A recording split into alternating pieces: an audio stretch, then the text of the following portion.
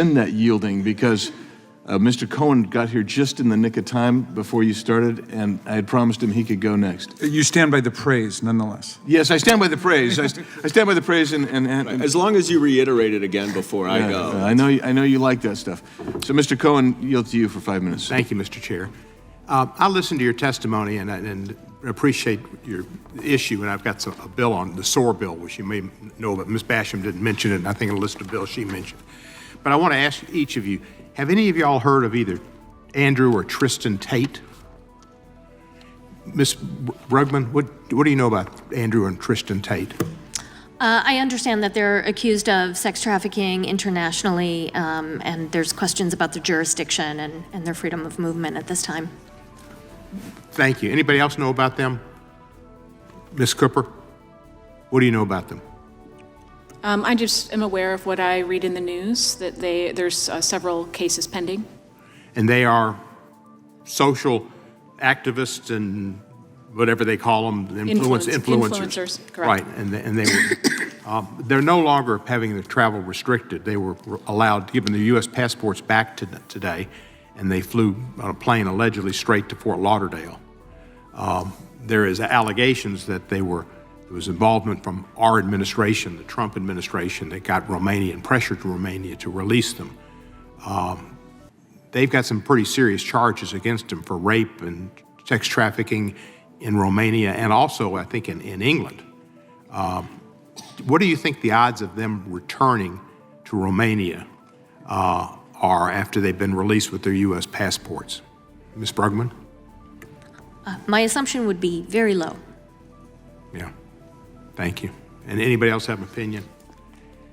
Well, that just happened today. It's pretty startling what they've done. They're dual U.S. UK citizens and not good folks. Let me ask you, are y'all familiar with, where's my, here I am.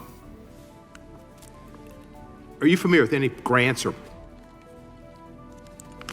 that have been restricted by the Trump administration here in the executive orders that affect your particular area, Ms. Brugman?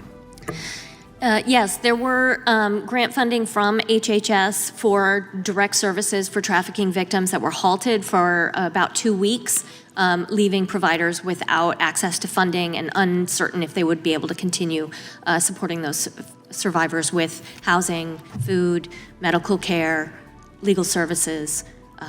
And also, we've seen halting of funding internationally from USAID and the State Department that have ended critical human trafficking work internationally, but also that we're hiring survivors here in the United States as consultants and experts in developing those programs who have lost their livelihood when their contracts were canceled.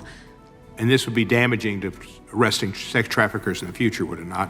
Absolutely. Without building that capacity and that expertise based on the knowledge of survivors, we're unable to actually effectively stop trafficking, labor and sex trafficking.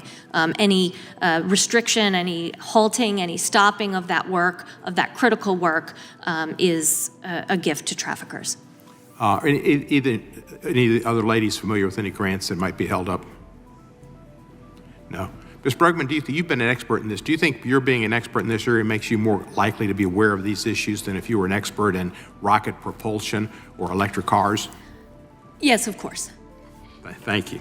The DOJ office that administers the Office of Victims of Crime and the Office of Violence Against Women and the Office of Juvenile Justice and Delinquency, all of which fund important anti-trafficking exploitation programs, they've been threatened to be slashed as well. Are you familiar with that? Yes, sir. We're very concerned about the ideas that those offices, the staff would be slashed. We need those staff to help administer these grants and make sure that the funding continues to move forward, that everything is reviewed and programs are provided with the support they need.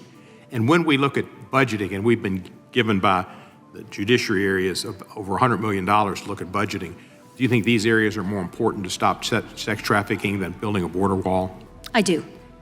Thank you. I'd like to mention my bill that I had introduced to reauthorize the SOAR Act, which was to give people training to identify people that have been sex trafficked It was law. We got it passed through the House. It stopped in the Senate for funding problems, but it's been reintroduced. And I hope that y'all would encourage your senators to support it. It failed last time for whatever reason. And the House had passed pretty much unanimously. It was successful between September 2017 and 2023. They hosted more than 200 events and trained over 260,000 healthcare professionals across the country. So thank you very much, and thank you for your testimony. Gentleman's time's expired. Chair now recognizes the gentleman from California, Mr. Kiley. Thank you, Mr. Chair. Thank you to the witnesses.